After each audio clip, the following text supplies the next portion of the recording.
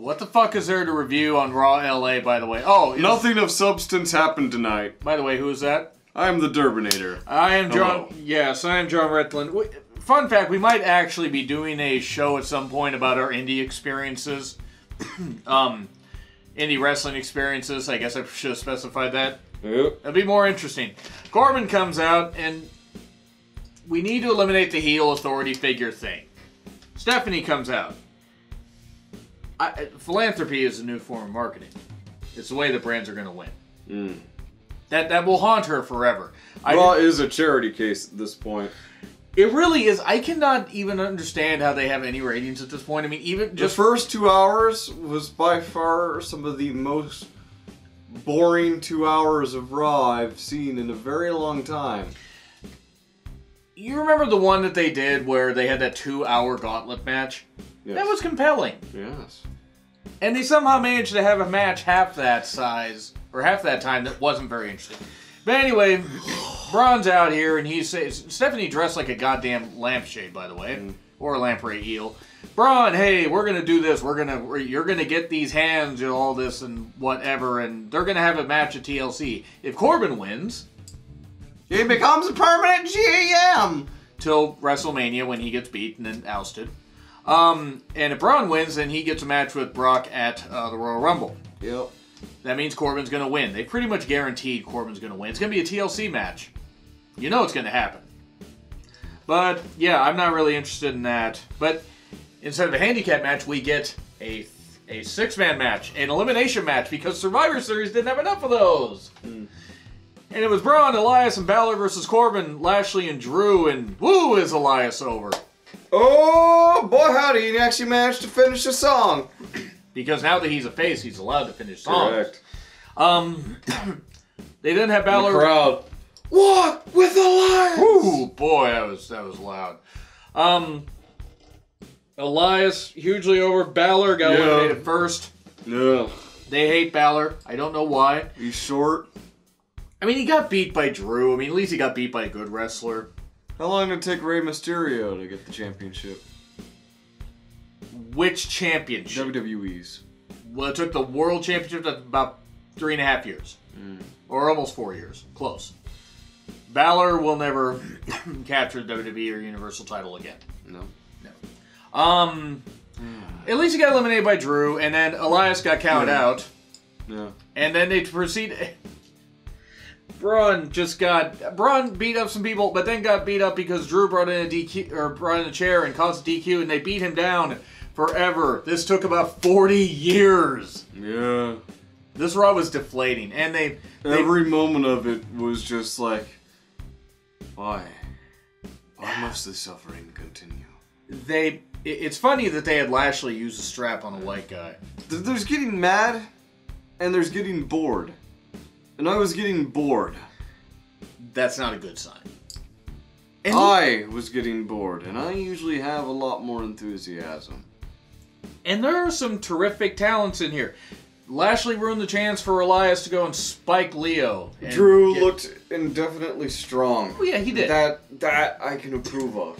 But the match was just pointless. It was pointless. It was setting up an injury angle for Braun Strowman, sure. But in the greater scope of things, it felt like nothing. It really didn't, and all it's just going to do, again, is guaranteeing that Corbin's going to win. Of course, then Rollins talks about Dean, and says at one point, it's like, that Dean talked about loving WWE, and that I didn't know that Dean was capable of it. Ray is just there like, the fuck? Yeah. This is so bad. I learned more about the Dean Ambrose through the Chronicle on the WWE Network than this. I'm like, good shameless plug. Better than a Sheamus plug. That's true. He plugged himself into a match once and came out champion and knocked out Daniel Bryan. No. That actually, he was part of that. He plugged himself into the match where he beat Roman Reigns for the WWE title. Yeah, there's that too. Because he won Money in the Bank. I was talking about Sheamus, but... Sheamus won Money in the Bank in 2015 and beat Roman Reigns. Oh, yeah. I'm amazed I remember that. Our second match, and we were over an hour in. Yeah, it was about an hour and 10 minutes in before this match actually began. Bayley and Sasha versus Nia and Tamina. Alexa on commentary. Is Alexa going to wrestle again? Is she permanently, like, concussed forever? I don't know. Serious question. But regardless, this match meant nothing. It was there to make Nia appear strong. It didn't. Whatever. Bayley and Sasha deserve better. That much I'll say. Tamina needs to be fired soon. Yeah. She serves no purpose. What? Right? Lars Sullivan vignette. He's going to come to Raw. Yeah. Okay, cool. More big men to crush Finn. Crush the Finny Fin. Yeah. Hopefully Nia's canned soon. That much. The only rant I'm going to have now from now, you can look back at the Survivor Series review if you want to see a full-scale Nia rant. Only rant I'm going to have from here on until she's fired, which hopefully is soon, will be a TLC. If she wins. If she beats Ronda. Rollins and Ambrose. There are people that are divided on Ambrose bringing up the thing about Roman only having to answer to one person, answer to God. Yeah. I didn't mind it. I understand because Reigns, if they weren't sure Reigns would be okay with it, they wouldn't have done it. Are you sure about that? Because we had like a piss joke not 10 minutes later. That's true. Oh God. I was divided. I'd say take the piss as it were. Yes, it's way to just whiz that angle down their legs. But anyway, I didn't have that much of an issue with it, but I see why people did. As long as Roman was okay with it. If he wasn't, then okay. I can see why people are upset, and if you have anybody that has suffered, from cancer, died from cancer, suffering from cancer, I am sorry if you guys were offended by it. I didn't write it, but I'm sorry if you guys were offended by it.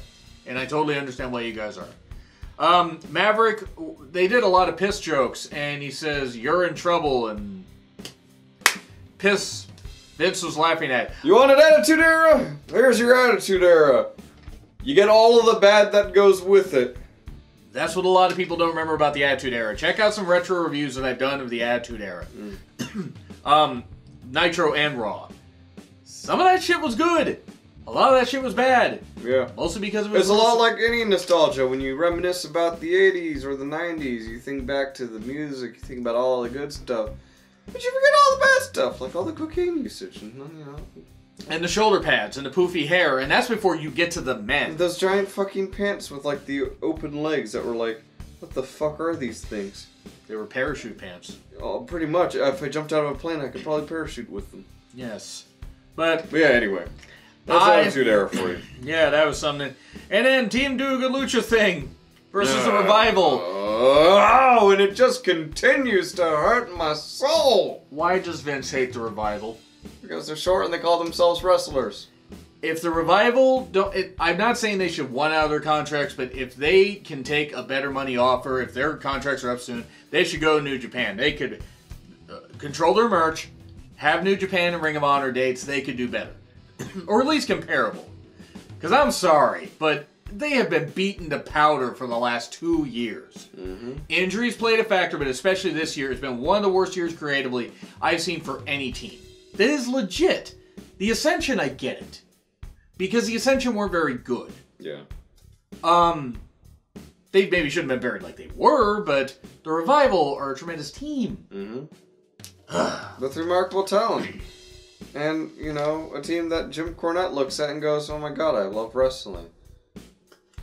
And this is nothing against Team Do a Good Lucha thing. Yeah. This is nothing against them. They are incredibly talented, even though Kalisto... I don't know why Kalisto would have blocked me on Twitter. I have no idea. Yeah, why would he have blocked you? I don't know. Would I lie? So, we then get Ronda, the crisis actor, Rousey. Oh, God. Now, she does hype up her match for TLC. She wants to defend her title tonight. Corbin says no. And then she threatens to fight him. Virgos should have gone like, yes, I will become Raw Women's Champion. Because he is the biggest bitch on the Raw roster. Yeah. She may be the baddest bitch on the planet, but he's the biggest bitch in the room. that's allowed in the Staples Center currently. Oh, yeah. So... Realest bitch in the room. How you doing? There we go. But yeah, he says, I will get a suitable opponent for you. It's Mickie James. She beats her in like 5 minutes. Suitable opponent. I love Mickie James. Like this time 2 years ago, she was facing Asuka. Suitable opponent. But this is terrible because Sid Bridge, if you happen to be watching this, you'll know. Ronda was so ripe for the picking here. Never going to let that go. Yeah, she beat her really, really quickly. I really hope that at TLC, Ronda just flattens Nia, which would be hard to do. Fighting with my family, it has Vince Vaughn in it. No. No. Vince Vaughn ruined Psycho. Because he's a terrible actor. AOP versus Gable and Rude. The crowd is chanting AOPP. I hope the Lakers and the Clippers never make the playoffs again just for that. Oh, God, I thought you were going to throw your hat for a second. I was like, don't do that. I almost lost my hat there for a moment. I noticed. The crowd deserves to be banned, actually. The fans that chanted that actually deserve to be banned. I'm all for making jokes, but it's like they've ruined AOP already. Yeah, like, now, who do you care about? Yeah. Like, Gable even pinned him. After Rude got knocked outside, and you're like, okay, 2-on-1 advantage. Gable's going to get pinned. And then Gable pins one of the AOP. Yeah. Where was Apollo Crews tonight? I know. There was an Ambrose promo, and he says Seth doesn't want to find him, and Seth leaves. And then Natty versus Ruby. And it was a match about fighting over sunglasses. And at the end of this match, Natty wins after much interference from the rest of the Riot Squad. Which means all 3 of the Riot Squad are not equal to one wrestler. To be fair, it is Natalya Neidhart. Yes. But also, the fuck. I understand what you're saying, and I agree. I don't mind Natty getting a measure of revenge here, but yes. It should have been a one-on-one match. It does make the Riot Squad look weak. Like, super weak. Which they've looked weak for a while. Yeah, it was a match over sunglasses. And then Ambrose and Rollins brawl at the end. And Ambrose gets the advantage and dirty deeds him and stuff like that. And F? I don't know. F? F. I mean... It's almost a D-. This show's an F. I love some of the talents on here, but it's like, I'm not... TLC may be a good show. I don't know, but we'll see. It was a pathetic display of ineptitude and laziness. It really was. And coming off a Survivor Series where they had we had a grand total of what? 6 matches. 6 matches in 3 hours. That's 2 matches an hour. NXT usually puts on 3 or 4 matches in an hour. NXT UK sometimes does 5. But you can have 6 matches if you make them compelling, and they did not do that with this. If you tell this good story, if you get the crowd invested in it, you keep investing efforts into things that nobody likes, what the fuck is the point? So yeah, you get an F. You were almost a D-, but you failed. Right. And you have. And there's a poll up there. And you can feel free to disagree or agree with me there, or leave a comment down below and tell me how I'm wrong. Because we're not gonna believe you if you say we're wrong. Because we're right. We're us. Yeah. I'm me. Yes. And you're next to me. I exist, simply. But anyway, like, share, subscribe, Twitter handles, the thumbnail at the end of the video from this guy, and it's been Real Honesty with Jonn Ritland, and the Dominator. SmackDown's better tomorrow. Dear Jesus Christ. Have a great night.